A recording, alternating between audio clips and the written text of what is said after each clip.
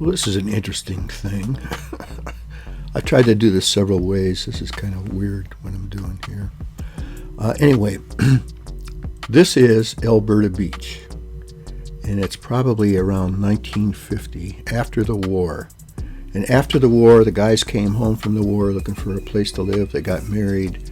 There were relatively few new houses or empty houses in Vermilion, except for what you're seeing here in this photograph of Elberta Beach. Most of these homes in Elberta were summer homes, so they bought them and they revamped them or they renovated them to make them into year-round homes.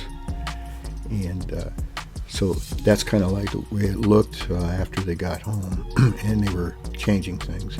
Down here is the Elberta Inn, and the highway here, Lake Road, was a two-lane highway at that point in time.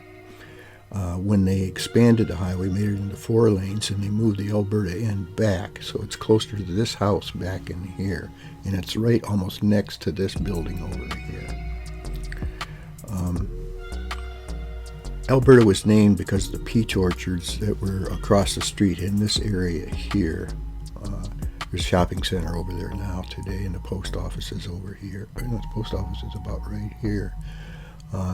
Then back in this area here is, I think, Crystal Shores condominiums, nice homes. Then, of course, over here to the right is an empty space before you get into Vermilion on the Lake. And the same thing was going on in Vermilion on the Lake. People were taking the summer homes and making them into year-round homes. Vermilion was changing. This was long before they put in Valley View and those homes up there in that area there. Some of the buildings you can, if you look closely, you'll recognize, like this one here. This is there as well, and then this little one here across from the Elberta Inn is still there. It's an interesting photograph of Vermilion in those years. We've changed so much, but some of the places are still there. Of course, the Elberta Inn is now gone, but that building next to it is still there. And I was looking at this area right over here. And the reason I'm looking there is because my friend Al Crozier bought a house in that area, and this may be that house today, but I'm not sure because you can't see anything. But that's Elberta around 1950.